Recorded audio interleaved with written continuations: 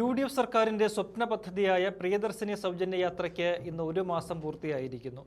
June 15-നാണ് Thiruvananthapuram KSRTC ടെർമിനലിൽ മുഖ്യമന്ത്രി VD Satheesan പദ്ധതി ഉദ്ഘാടനം ചെയ്തത്. 1 മാസം കൊണ്ട് തന്നെ പദ്ധതി കേരള ജനത ഒന്നാകെ ഏറ്റെടുക്കുന്ന കാഴ്ചയാണ് കാണുന്നത്. തെരഞ്ഞെടുപ്പ് പ്രചരണ വേളയിൽ UDF മുന്നോട്ട് വെച്ച 5 ഇന ഇന്ദിരാ ഗ്യാരണ്ടികളിലെ ഹൈലൈറ്റ് ഐറ്റം ഇതായിരുന്നു. അധികാരത്തിലെത്തി 1 മാസത്തിനകം തന്നെ തുടക്കം കുറിച്ചു. KSRTCയുടെ ഓർഡിനറി ബസ്സുകളിലാണ് പദ്ധതി തുടക്കമിട്ടിരിക്കുന്നത്. സമൂഹത്തിലെ സ്ത്രീകളുടെ ഉന്നമനവും ശാക്തീകരണവും ലക്ഷ്യമിട്ടായിരുന്നു പദ്ധതി നടപ്പിലാക്കിയത്. അതാണ് ഉദ്ഘാടന പ്രസംഗത്തിൽ മുഖ്യമന്ത്രി പറഞ്ഞത്. ഇത് സ്ത്രീകൾക്കുള്ള സൗജന്യമല്ല, അവരുടെ അവകാശമാണെന്ന്. ആ അവകാശം എല്ലാവരും ആസ്വദിക്കുന്ന കാഴ്ചയാണ് ഇന്ന് കേരളമൊട്ടാകെ. തങ്ങളുടെ അവകാശം നേടിയെടുക്കാൻ സ്ത്രീ സമൂഹം ഒന്നടങ്കം റോഡിലിറങ്ങുന്ന കാഴ്ച വളരെ മനോഹരമാണ്.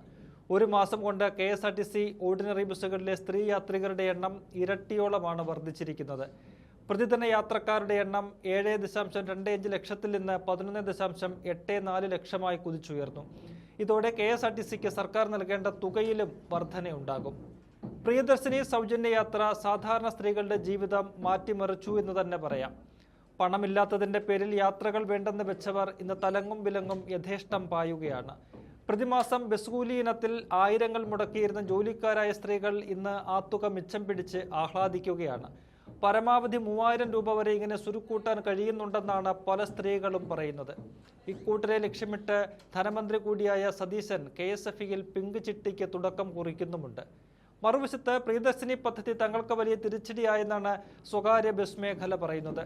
സൗജന്യ യാത്ര തേടി സ്ത്രീകൾ പോയതോടെ പ്രതിദിന വരുമാനത്തിൽ വന്നിടിവുണ്ടായി. 1 മാസം കൊണ്ട് 65 കോടിയുടെ വരുമാന നഷ്ടം സ്വകാര്യ ബസ് മേഖലയ്ക്കുണ്ടായെന്നാണ് ഇവർ ചൂണ്ടിക്കാട്ടുന്നത്. പിടിച്ചു നിൽക്കാൻ സർക്കാരിന്റെ സഹായം വേണമെന്നാണ് ആവശ്യം. വിഷയം പഠിക്കാൻ സർക്കാർ ഇതിനോടകം ഒരു സമിതിയെ നിയോഗിച്ചിട്ടുണ്ട്. ഈ റിപ്പോർട്ടിന്റെ അടിസ്ഥാനത്തിൽ സർക്കാരിന്റെ ഭാഗത്തു നിന്ന് നടപടികൾ ഉണ്ടാകും. കഴിഞ്ഞ ദിവസം സ്വകാര്യ ബസ് സംഘടനകളുമായി ഗതാഗത മന്ത്രി ചർച്ച നടത്തി. ഈ ചർച്ചയിൽ പല ആവശ്യങ്ങളും സംഘടനകൾ ഉന്നയിച്ചിട്ടുണ്ട്. അതിൽ പ്രധാനം സ്വകാര്യ ബസ്സുകളിലും സ്ത്രീകൾക്ക് സൗജന്യ യാത്രയെ അനുവദിച്ച് ആ ടിക്കറ്റിന്റെ തുക സർക്കാർ തങ്ങൾക്ക് നൽകണമെന്നാണ്. കൂടാതെ ഡീസൽ സബ്സിഡി, വിദ്യാർത്ഥികളുടെ കൺസെഷൻ ചാർജ് വർധന എന്നീ ആവശ്യങ്ങളും മുന്നോട്ട് വയ്ക്കുന്നു. എന്നാൽ അതൊന്നും സർക്കാർ അംഗീകരിക്കാനുള്ള സാധ്യതയില്ല. പ്രിയദർശിനി സൗജന്യ യാത്രയിലൂടെ ഇപ്പോൾ പ്രതീക്ഷിച്ചതിനേക്കാൾ കൂടുതൽ തുക പ്രതിമാസം സർക്കാർ KSRTCക്ക് കൊടുക്കേണ്ടി വരുന്ന സാഹചര്യമാണ്. എന്തായാലും പദ്ധതിയുടെ വിജയത്തിൽ സർക്കാർ പൂർണ്ണ തൃപ്തരാണ്. മറ്റൊരു പദ്ധതിയും ഇത്രയും സന്തോഷത്തോടെ ജനങ്ങൾ ഏറ്റെടുത്തിട്ടില്ലെന്ന് ഗതാഗത മന്ത്രി CP ജോൺ പറയുന്നു. സ്ത്രീകളുടെ കുടുംബ ബജറ്റിനെ തന്നെ പദ്ധതി മാറ്റിമറിച്ചു. എന്നാൽ പദ്ധതി നിലവിൽ മറ്റു ബസ്സുകളിലേക്ക് വ്യാപിപ്പിക്കുന്നത് ആലോചനയിലില്ല. പൊതുഗതാഗത മേഖലയിൽ സമഗ്രമായ മാറ്റങ്ങൾ ലക്ഷ്യമിട്ടുള്ള പുതിയ ഗതാഗത നയം ഉടൻ പ്രഖ്യാപിക്കുമെന്നും ഗതാഗത മന്ത്രി വ്യക്തമാക്കുന്നുണ്ട്.